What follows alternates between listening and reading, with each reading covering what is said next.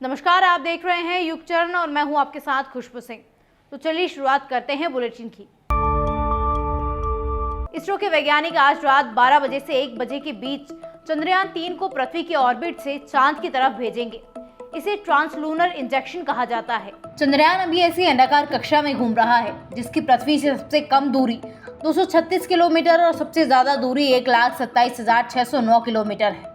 5 अगस्त को ये चंद्रमा की ऑर्बिट में पहुंचेगा और 23 अगस्त को चंद्रमा पर लैंड करेगा।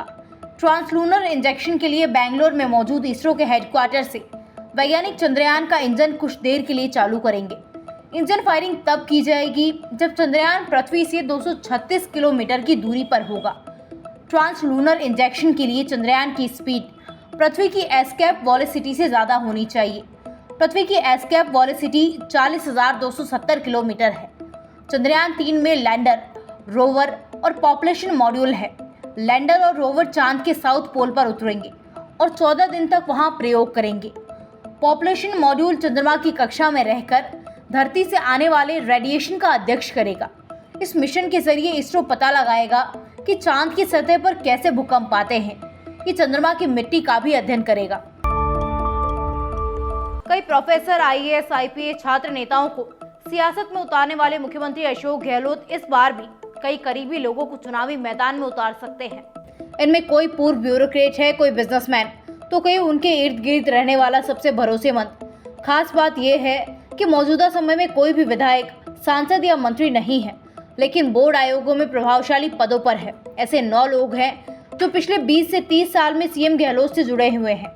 कई मौकों पर सीएम ने इन्हें बोर्ड आयोगों में नियुक्ति भी दी है, लेकिन अब ये सियासत की मुख्यधारा में आने की तैयारी कर रहे हैं। कि सभी लंबे समय से विधानसभा क्षेत्रों में एक्टिव है और टिकट की दावेदारी कर रहे हैं।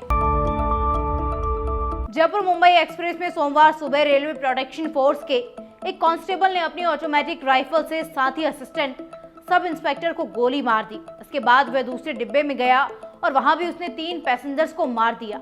घटना के वक्त ट्रेन गुजरात से महाराष्ट्र जा रही थी। फायरिंग पालघर रेलवे स्टेशन के पास ट्रेन के कोच B5 में हुई।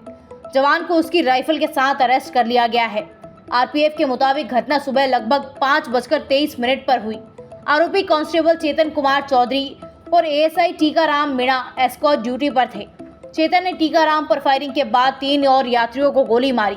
उसके बाद वो दहिसर स्टेशन के पास ट्रेन से उतरकर भाग गया।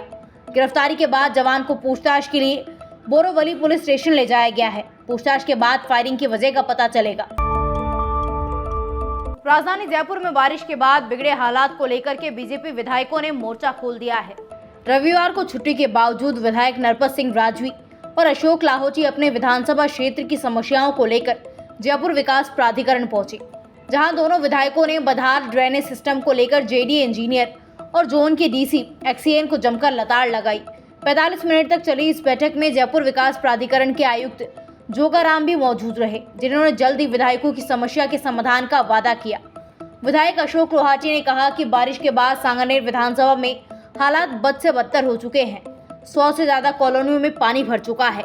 आम आदमी अपने घर से बाहर नहीं निकल पा रहा, जिससे उनकी रोजमर्रा की दिनचर्या बुरी तरह से प्रभावित हो रही है। लेकिन जयपुर विकास प्राधिकरण के अधिकारी AC कमरों से बाहर तक नहीं निकल रहे हैं, जिससे जयपुर की जनता नर्क जैसा जीवन जीने को मजबूर हो रही है। मणिपुर में निर्वस्त्र कर घुमाई गई पीड़ित 2 महिलाओं ने सुप्रीम कोर्ट में याचिका दाखिल की है। लाइव लॉ के मुताबिक दोनों ने केंद्र और राज्य सरकार के खिलाफ अपील की है। इसमें क्या कहा है, इसकी जानकारी अभी नहीं मिल पाई है।